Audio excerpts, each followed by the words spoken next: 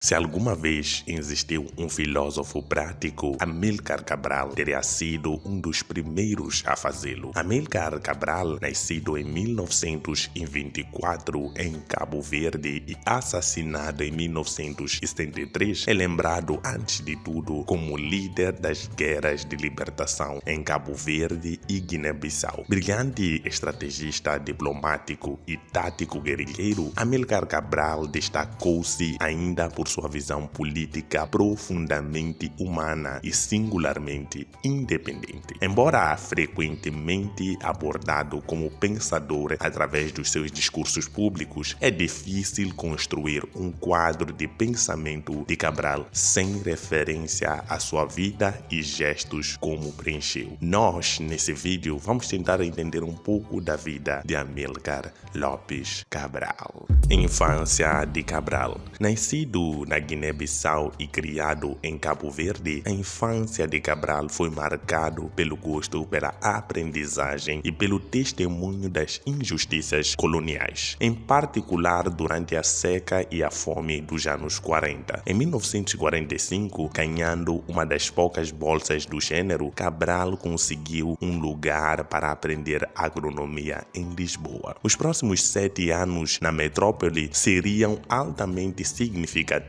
para Cabral, pois proporcionaram acesso aos escritos de movimentos culturais políticos pan-africanistas, bem como com a ligação com outros estudantes africanos lusófonos, como, por exemplo, Mário de Andrade, Marcelino dos Santos e Agostinho Neto. Seria durante estes anos e sob o egídio do Centro de Estudos Africanos de Lisboa que todos os laços importantes seriam forjados entre as figuras-chave das lutas de libertação em Moçambique e Angola. Profundamente impressionado com a negritude de Leopoldo Senghor e Aimé Césaire, bem como com as visões políticas de Kwame Nkrumah, a ênfase de Cabral da necessidade de reafricanização teve suas raízes naquela época. Paralelamente a essa infância, Cabral também se formalizaria com as suas ideias marxistas, ideias que utilizaria durante as lutas de libertação de forma fortemente pragmática, criativa e antagônica. Por último, mas também significativamente, os 7 anos de Cabral em Portugal tornaram-o profundamente sensível na sua posição para com os portugueses, mantendo uma posição de coração aberto e bondade para com que havia visto das pessoas equivocadas. Cabral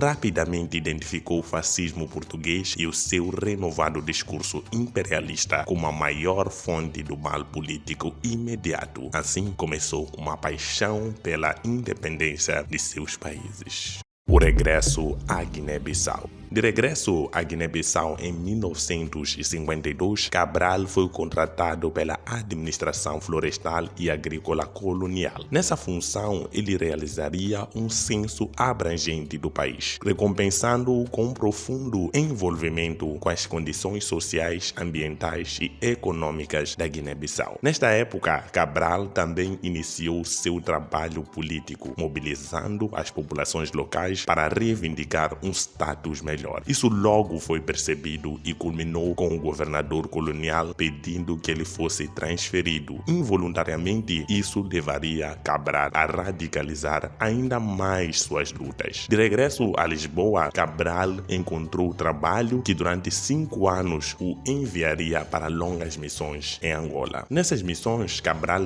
rapidamente entraria em contato com as redes clandestinas que agitavam a libertação. Envolvido simultaneamente nas redes clandestinas anticoloniais e de Lisboa, Cabral participaria em 1955 da Conferência de Bandung. Essa participação, embora mal documentada, é crucial para entender a ênfase de Cabral na mobilização diplomática como parte das lutas descoloniais, em termos de coordenação e união das lutas anti-imperiais, como angariação de legitimidade e apoio internacional. Estimulado pelo ímpeto internacional contra o neocolonialismo, Cabral criaria em 1956 o Partido Africano para a Independência da Guiné e de Cabo Verde, tendo passado os primeiros anos a fazer trabalhos políticos nas cidades de Guiné. O partido viria, a partir de 1959, centrar os seus esforços no campo. Em 1963, esse partido iniciou a sua insurgência de guerrilha armada e em 10 anos conseguiu controlar a maior parte do território da Guiné e declarou a independência do país. Extremamente bem-sucedido em termos da guerra de guerrilha, a libertação da Guiné deveu-se em grande parte à liderança e visão de Cabral na política de base, diplomacia e melhoria dos meios de subsistência. Mais significativamente, na vida de Cabral, a insurgência emergiu como o local mais forte para a teoria. Baseando-se em problemas práticos na política e na logística da insurgência, Cabral via a insurgência como um contexto-chave para conceder e formar um nacionalismo africano que conseguisse superar os legados coloniais. No pensamento de Cabral, a libertação nacional dependia de um processo único de renovação cultural, pelo qual a luta militar seria ativamente subsumida a uma forma mais profunda de luta pela ressignificação das culturas locais